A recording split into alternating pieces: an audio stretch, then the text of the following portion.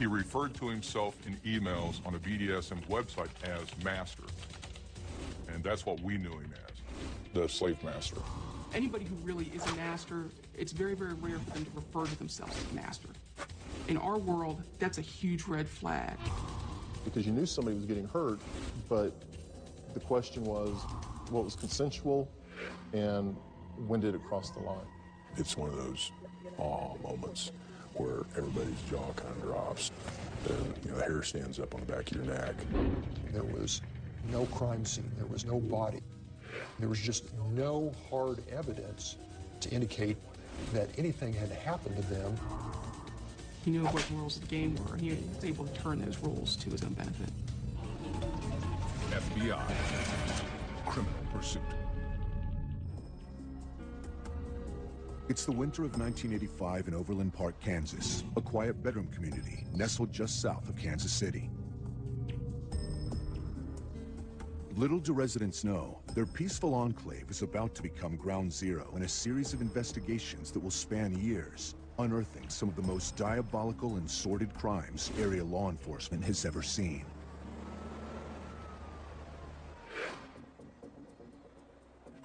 On January 11th, a frantic young woman contacts the Overland Park Police Department. She's concerned about her sister-in-law, Lisa Stacy, who she hasn't heard from in days.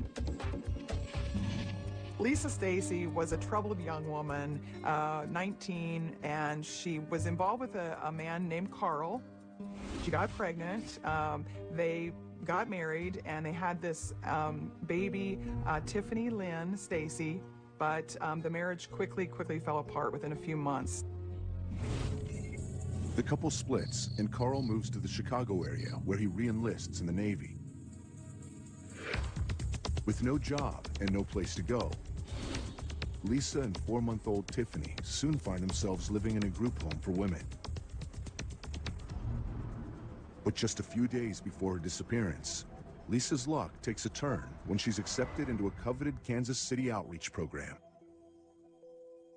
The Kansas Outreach Program was a program that a businessman named John Osborne had started to help young women with young babies get a restart in life. It's an opportunity that's too good to refuse. And on January 9th, Osborne picks Lisa and Tiffany up at her in-laws' house. He had put them up at a hotel in Overland Park, Kansas, near his office. But later that same night, Lisa makes a panicked phone call to her mother-in-law. She's hysterical. She is crying and saying, "They're saying you're going to take my baby away from me. You're saying I'm a bad mother." And the mother-in-law said, we're not trying to take your baby away. And Lisa said, "They've made me sign 4 blank sheets of paper." And the mother-in-law says, "Don't do anything, don't sign anything. I'm not involved in this in any way." And then Lisa says, "They're coming now." And she hangs up. And that's the last time anybody hears from Lisa. The following morning, her in-laws call the motel in search of Lisa and the baby. But they're stunned to learn that Lisa is gone, checked out. Her bill paid with a credit card from a local business. They discovered that it was not John Osborne that had rented the room, but a John Robinson. And they got an address for the business that he runs, Equitu. Confused and worried, Lisa's brother-in-law checks out the firm. A young man in his 20s, tall, is there and basically rudely pushes him out the door. Then the mystery intensifies with yet another strange phone call. Stacy's family receives a call from a priest, Father Martin, at a mission in downtown Kansas City. This Father Martin says that he's seen Lisa and Tiffany, that they're fine, but that they've taken off and left town with a guy named Bill. So the family, to verify this story, calls the mission, and they're told that there is no Father Martin at the mission. And at that point, the family is even more concerned, and they go to the police. Unfortunately, investigators have little to go on, except for one thing. The case feels eerily familiar. 4 months earlier, another 19-year-old named Paula Godfrey was living in the Overland Park area when she too mysteriously disappeared. She answered an advertisement for a secretary position, and it involved some travel, some training, and things like that. Her parents never heard from her again. They did get a letter saying that she needed some time on her own away from her family, and, she was off finding herself. They didn't believe it was really from her. Paula's mother convinced her husband to go and report it to the police. But Paula is of legal age, and with no evidence of a crime, there's little police can do. It's not against the law to be a missing person, and the letters are saying, I'm fine, leave me alone. Yet now, a young mother and her baby have also gone missing. And that has authorities growing increasingly concerned. I had a couple of small kids, and I understood what it would be like to lose a small child. And I think that made it even more personal to me. The search for Lisa and her baby goes by the book. Police start with the immediate family and work their way outward. They question Lisa's estranged husband, Carl, with whom she had a turbulent relationship. He had a solid alibi with that he was back in Chicago. And, he wasn't even in the picture at the time. Investigators also interviewed John Robinson, the man in charge of the outreach program Lisa hoped would be her salvation. And he told me, she was referred to me with a young baby. I had said I would put her up in my Kansas City outreach program. Lisa came to his office with a young man by the name of Bill, who she said was her new boyfriend, and that, they were going to go off together and they were going to start a new life. And she really thanked Robinson for all of his help and for being there to support her, but she really thought it was coming together and she was just going to go start a new life. Bill. Investigators have heard the name before. The mysterious Father Martin had also spoken of a Bill, claiming that he and Lisa had run off together. Now police wonder what they have. A case of impetuous young love, or perhaps something more lethal. It was just part of the confusion that was this case as to how does this all tie together. According to reports, she'd recently joined a Kansas City outreach program for young mothers, but hit a roadblock when she met a new boyfriend. A man police know only as Bill. Is this something you're sure about? And from there, the trail goes cold. There was no evidence of a crime. There was no crime scene. There was no body. There was, there was just no hard evidence to prove that anything had happened to them. Then, suddenly, a new twist in the case. These letters began to surface. Lisa's mother-in-law got one. The battered women's shelter got one. And in this letter, Lisa had told the mother-in-law, I've been down and out, things haven't been going good, but I've got an opportunity here to start a new life, and I'm going to do that. So, thank you for all that you've done, but I'm going to go off and start a new life, and I'm just fine. There's no mention of Bill, but the rest of the letter seems sincere, except for one thing. This letter was typed. Lisa didn't know how to type. And it just didn't sound like Lisa at all. But with little else to go on, the case of Lisa and Tiffany Stacy slowly goes cold.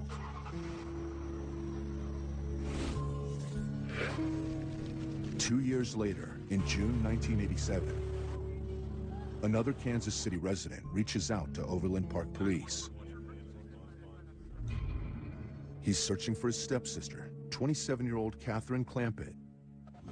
a recent transplant to the area who he hasn't heard from in weeks. She was going to move up here to try to improve her life. She answers an ad in the newspaper for an executive secretary working for a busy CEO. And she goes to work for a man named John Dawson. But not long after starting the new job, Catherine goes AWOL, or so it seems. A short time later, her mother, back in Wichita Falls, Texas, gets a letter, a typewritten letter that's signed by her daughter, but it doesn't sound that much like her daughter, and she grows concerned. Catherine's stepbrother calls her office and asks to speak to her boss, John Dawson. But he's told that no such employee exists. Her stepbrother went through her belongings. He found a receipt for the hotel where she had stayed, and it was signed by a John Robinson, not John Dawson. In fact, it's the very same John Robinson who recruited Lisa Stacy into the Women's Outreach Program 2 years earlier. A quick check reveals that Robinson is the owner of the company where Catherine works, a consulting firm called Equi 2. So Catherine Clampett's stepbrother pays a visit to the Equi 2 offices only to find out that they're closed and that John Robinson is actually starting to serve a prison sentence. As it turns out, Robinson had been arrested just weeks earlier on charges of fraud and theft. That he was just a small-time con man.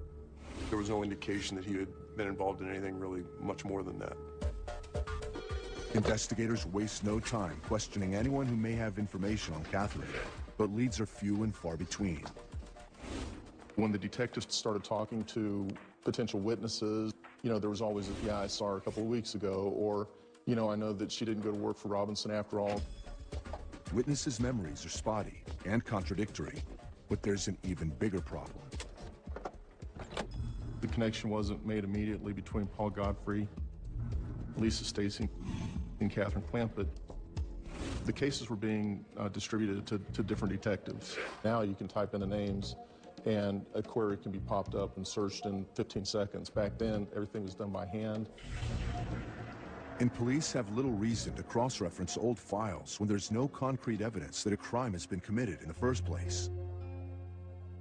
There were 3 disappearances connected to Robinson, but all 3 involved troubled women who were going off elsewhere, who had sent letters home and wanted to be left alone. The police were just treating these as typical missing persons reports where these women probably just did not want to be found. More than 10 years pass, and one by one, the cases go cold. Then, in March of 2000, a Michigan woman named Carolyn Troughton grows concerned about the welfare of her 27-year-old daughter, Suzette.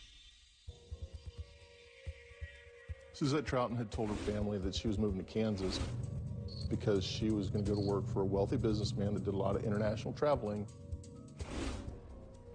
And she was going to take care of this businessman's ailing father while they traveled. But within just a month of her arrival, Suzette appears to have vanished without a trace. Taking matters into her own hands, Carolyn Troughton calls her daughter's employer demanding to know Suzette's whereabouts. He tells her that Suzette has decided to take off with a man named Jim Turner, and they were going to be sailing around the world, and she was not going to be working for him after all. Suzette Troughton was a mama's girl, was always in contact with her mom, either through email or on the telephone. Carolyn knew that her daughter would call her and let her fill her in on what was going on. She knew something terrible had happened to her. Police are worried too. They've heard this story before, several times. And when Carolyn Troughton reveals the employer's name, it is one they know all too well: John Robinson. Ironically, the sergeant and the watch commander that reviewed the missing persons report that night both had dealings or were aware of John Robinson from the 1980s. This time, local police are determined not to let him slip through their fingers. And it isn't long before agents from the FBI's Kansas City field office join the investigation. We spent a lot of our time scratching our heads and just trying to figure out what it is that he was up to. At the time, he supposedly was running a business. It was basically a magazine for mobile home trailer parks. Robinson's also married with 4 children and has worked hard to gain respect within the local community. But police files tell a different story. We knew he was a con man. We knew he was a thief. John had a number of convictions over the years, mainly for small-time con artist types of activities, embezzlements, those sort of things. He never worked a legitimate job that he did not cheat the company out of some kind of money. Still, investigators find themselves facing a number of troubling questions. First and foremost, what would a 2-bit con man be doing mixed up in the cases of 4 missing women? And how do you go about mounting an investigation with no evidence of an actual crime being committed? That we really needed to find all these individuals, make sure, number one, that they were alive, and find out what kind of contact he was having with them. What was he trying to do? Authorities are particularly concerned about Tiffany Stacy, who disappeared at just 4 months old. We were all getting together on this, trying to get a handle on it, and we didn't know what was going to be at the end of this road. We had no idea. Soon, investigators get a new lead when letters and emails begin arriving at the home of Carolyn Troughton, all signed by her missing daughter, Suzette. Then they started receiving letters from California, and then there were a letter from Veracruz, Mexico, that kind of threw us for a loop. The mother never believed them. She said, you know, I read these letters, and I can tell by the way they're written, by the fact that there's no spelling errors, by the wording that she uses, the phrases that she used. She said, I can tell that my daughter is not writing these letters. But the perplexing thing to her and to all of us was, she said, the signature is my daughter's. The pattern is a familiar one, but police hold off on confronting Robinson. They don't want to tip their hand just yet. Instead, they begin interviewing Suzette's family and friends, looking for anything that might bolster their case. What they discover next turns the entire investigation on its head. Well, Suzette Troughton was kind of a free spirit. She was in the BDSM lifestyle. She was always on the internet with people in that lifestyle, and she was ready to be on her own. BDSM stands for bondage and discipline, dominance and submission, sadism, masochism. A great deal of what this comes down to is somebody is enjoying the fantasy of having power, and somebody is enjoying the fantasy of being powerless. Though legal, BDSM is a practice often conducted in secret. None of us really knew anything about it. So while we're trying to work the case, we're trying to learn about this lifestyle. Pain is part of this lifestyle. So slapping or spanking someone, that's natural. According to her friends, Suzette was a sexual submissive, or slave, who often surfed the internet looking for a master. A master is usually a person who owns a slave. The slave has acknowledged that person as their master, and they are held with a certain level of respect in the community. Investigators learned that Suzette had recently found a new master, but this time, she was in way over her head. Anybody who really is a master, it's very, very rare for them to refer to themselves as a master. According to Suzette's friends, she was a member of the bondage and discipline, dominance and submission, sadism and masochism community, or BDSM. More people have joined the community since the 90s, since the stigma has started to fall away. Police also learned that prior to her disappearance, Suzette corresponded with a BDSM master online and relocated to Kansas City to work as a nurse's aide for his elderly father. She would come to this area at the behest of this guy named John Robinson. But while Robinson has a checkered background, to say the least, on the surface, there's nothing to suggest the suburban father of four would have been involved in something like BDSM, let alone anything dangerous. For a missing person. Name of the social worker. I never ever had the feeling that this John Robinson was a killer. Our impression of John Robinson was that he was a small-time con artist who had been involved in a number of con schemes over the years, but nothing really more than that. Still, with connections to a string of mysterious disappearances, there's no denying Robinson is more than he appears to be. Mr. Robinson had his hand in a lot of different areas. He was in various businesses. He made contact with hospitals about unwed mothers. He'd also made contact with charities about unwed mothers, helping them out. So it's very bizarre. He was after these women for some strange sexual reason. I'm not sure what it was. We knew that he was involved with at least 3 women that had been reported as missing to us in the 1980s. So we had a pretty good history on him. We had a pretty good feeling that the guy was up to no good. Paula Godfrey, Lisa and Tiffany Stacy, Catherine Clampett, and now Suzette Troughton. The question is, could any of these missing women still be alive? Could they be serving as sex slaves, or something police haven't even considered? This was the type of case that, you know, you went home at night and that's all you thought about is, what am I missing? What could I have done? What should I be doing? You're thinking of that as you drive to work, or as you're going through the file, you're going, there's got to be something here I'm missing. Determined to prove once and for all that this small-time crook is up to something more sinister, local police and FBI begin to dig deeper. We called in all the retired detectives that had, worked his cases, the FBI agents, the Missouri probation officer. We were looking into his criminal background, trying to find any clues that we could use against him.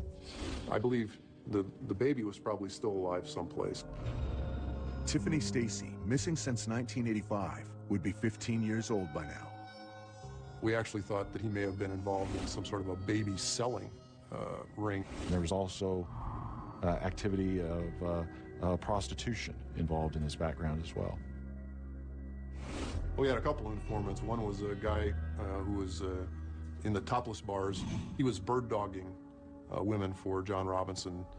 I had another informant who actually posed for some pictures and did some stuff with John. John tried to recruit her, telling her that she could make $2,000 to $3,000 in a weekend if she would fly around the country doing these jobs for him.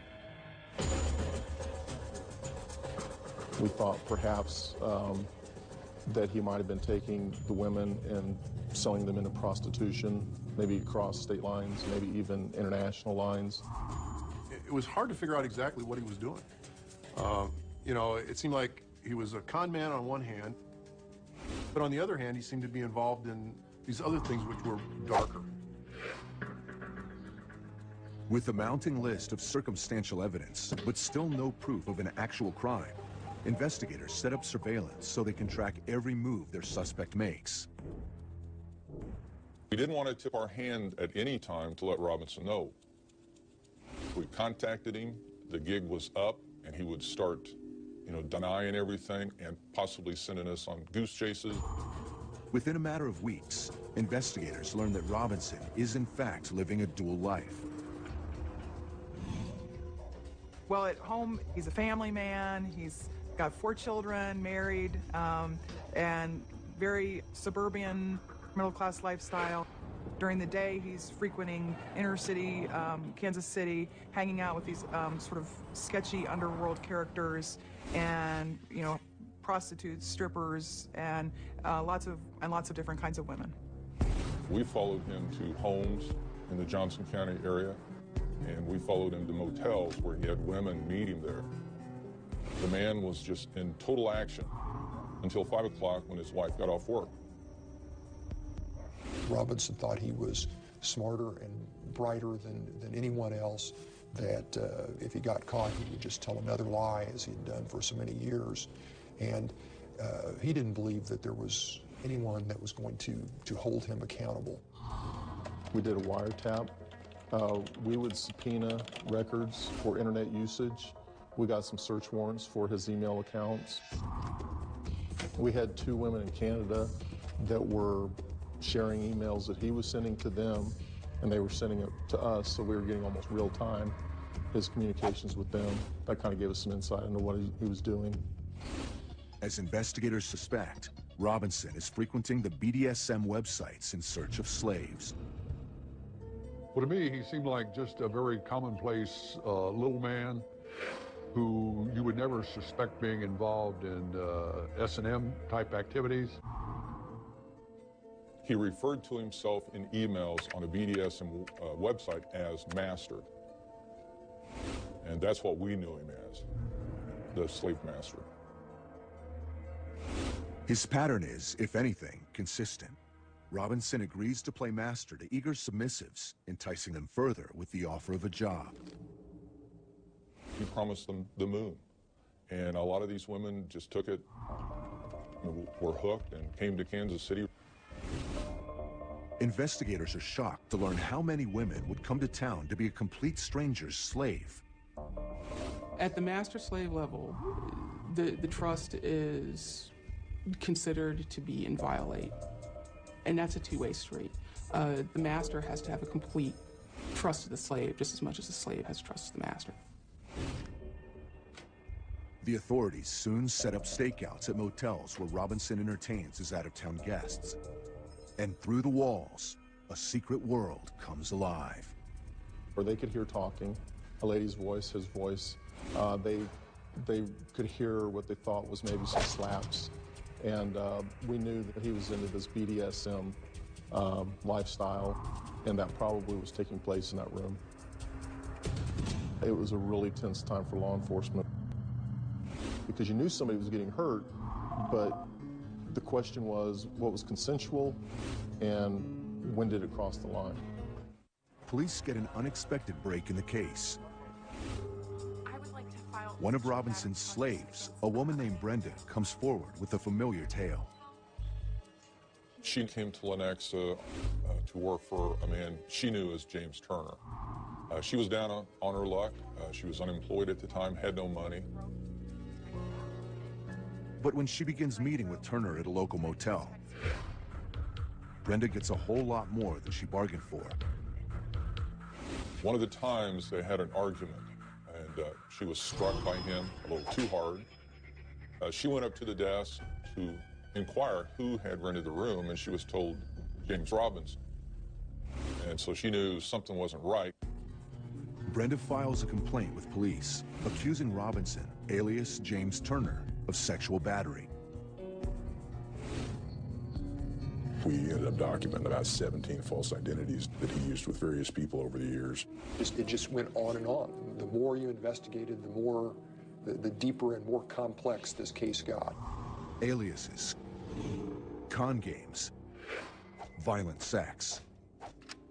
Police are now certain their con man is up to something more criminal, and the time to act is now.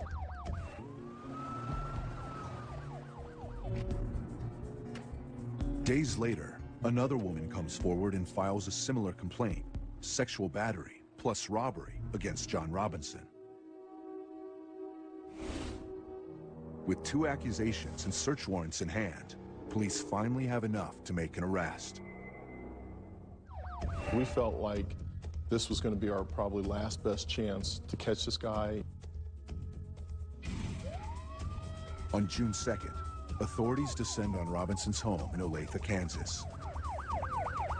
We were all a nervous wreck. It was just very tense and kind of a nervous time, I think, for everybody. He answered the door. We knocked on it. Was polite. Was kind of carefree. Invited us in.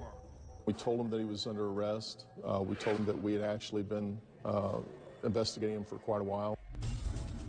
The arrest warrant charges Robinson with sexual battery and robbery, But investigators waste no time raising the subject of missing persons. Lisa and Tiffany Stacy, Paula Godfrey, Catherine Clampett, and Suzette Troughton. Robinson kind of turned pale. He started like almost hyperventilating. I remember he turned back and looked at me and he goes, "Jesus Christ," like that, and just kind of collapsed in the chair. I think it was a real shock to him, and I think he knew we had him. But when we walked him out of the house, you know, he picked himself back up and he was kind of back to his arrogant self. And he said, "You know, you guys are really making a big production out of this, aren't you?" Police confiscate Robinson's computer and files dating back years. Leaving nothing to chance, they also secure warrants for several storage units he rents in Olathe, Kansas, and Raymore, Missouri, along with a family farm in Lynn County. It is at these three locations that investigators' worst fears are confirmed. The Olathe storage locker proved to be a treasure trove of evidence. Birth certificates, driver's license, social security cards belonging to several of these women. The kinds of things that you don't give up unless you're dead. It sort of confirmed what we'd been thinking all along, and that is we're thinking, where are these letters coming from? It's an impressive haul, but a good defense attorney can argue a simple fact. Where there's no body, there's no crime. The next day, a team hits the Lynn County farm, along with the Missouri Search and Rescue Canine Unit. On the Lynn County property, we found a mobile home. We found a storage shed, some other items out by it. When we did the perimeter search where the shed was and the barrels were, we found specifically two large 88-gallon hazmat barrels. We were actually going to move the barrels out in order for the dog could get a good scent there.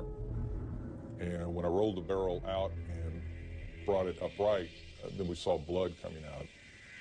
We ended up finding Suzette's body. She was decomposing pretty well by then.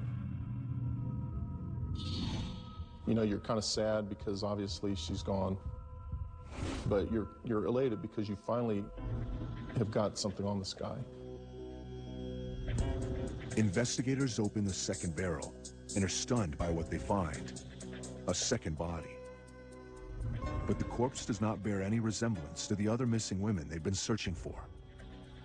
The second barrel that we opened took us into a whole new realm of, you know, who's this and what have we gotten into now? Now, instead of one murder investigation, we had two, and we were starting all over with this one.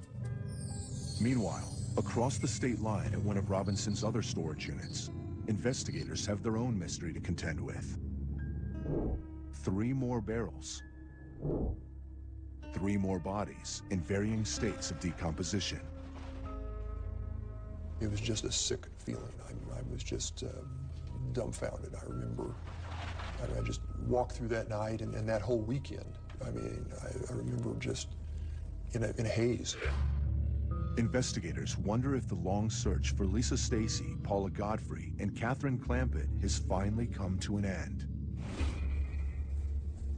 On June 12th, a pathologist identifies the body found in the second barrel on Robinson's farm as Izabela Lewiska, a 21-year-old Polish immigrant. Izabela Lewiska had never been reported missing, and it came as quite a shock to that family. They thought she was traveling over in Europe, because John Robinson had covered his tracks in that case too, and they had received letters and emails supposedly from Europe. According to an autopsy report, Izabela and Suzette Troughton both died from blunt force trauma to the head. The likely weapon, a small ball-peen hammer. Most women had no defensive injuries, which suggested to us that they didn't know what was coming, meaning they were asleep, maybe looking the other direction. By the end of June comes another shock. Autopsies completed on the remaining 3 bodies revealed they are not, in fact, Lisa Stacy, Paula Godfrey, or Catherine Clampett. On the contrary, these remains belong to 3 entirely new victims: Beverly Bonner, Sheila Faith, and her disabled 15-year-old daughter, Debbie, all killed by blunt force trauma. When you think of the enormity and all the people that he killed, it kind of boggles the mind. Even stranger, police find no missing person reports filed for any of the 3 new victims. An investigation soon reveals that Robinson seduced Beverly Bonner, a prison librarian, while he was incarcerated during the 1990s. The affair continued even after his release. He pretty quickly discovers that she's getting $1,000 a month alimony checks from her ex-husband, and so he kills her and then starts pocketing her alimony checks. Like Isabella LaVisca's family, the Bonners are shocked by the news. They knew that something wasn't quite right, but she also was writing letters and cashing alimony checks. So they never quite could figure out if she was missing or not. Sheila and Debbie Faith meet a similar fate after Sheila encounters Robinson in an online chat room. I don't think that John Robinson had any interest in Sheila romantically. He just had an interest in their disability checks, and he started cashing their checks and cashed them for 6 years. It now seems almost certain to investigators that Lisa, Tiffany, Paula, and Catherine are also dead. And while Robinson's motive for killing these women remains unclear, his ability to manipulate them was undeniable. Robinson had an uncanny ability to get inside the heads of the women that he was preying on. And getting them to write or sign batches of letters was the key to his deception. He was able to convince these women to write these letters, to sign their names on blank pieces of paper, because what he would tell them is, we're going to be traveling in China or Paris. You're not going to have time to write letters. So what I want you to do is fill out some letters now. But Robinson's audacity astounds even the FBI when they come across a strange and disturbing new tip. It floored me. I mean, I think it just absolutely shocked everybody. Chasing down a tip, authorities soon learned that Robinson helped his brother adopt a baby for $5,000 back in 1985. One of the really shocking moments was when Mrs. Robinson handed me a photograph. And I looked at my partner and we were kind of stunned. We knew that, well, that's definitely Tiffany. The photograph was given to them by Robinson the day he delivered the baby to her new home, just as Lisa and Tiffany Stacy were reported missing. We believe that John Robinson met and ended up taking Lisa Stacy specifically for Lisa's baby Tiffany. And I imagine that he killed her. I mean, you look at Social Security, you look at credit cards, bank accounts, she's never been heard or seen from. The Bureau soon makes a preliminary ID using Tiffany Stacy's footprint from the day she was born. It's a perfect match. How possibly can you be that cruel, not only to kill the mother, adopt the kid out to your own brother, and actually charged him several $1,000s for it? They thought everything was on the up and up. They had the papers, they had the adoption forms that looked like they'd been signed by judges and attorneys. They had no clue. The teenage girl, once called Tiffany, is shocked to learn the truth, but ultimately she decides to stay with the Robinsons. And they considered her their daughter. They had raised her, and they wanted to keep her. And they were victims of Mr. Robinson's, just like all these other women were. On October 7th, 2002, 58-year-old John Robinson stands trial in Johnson County, Kansas for the murder of Lisa Stacy, Suzette Troughton, and Isabella LaVisca. He pleads not guilty. I think John Robinson was the kind of person that thought that the world was his. I think he thought whatever he needed or whatever he wanted, he would get. It didn't matter who it belonged to.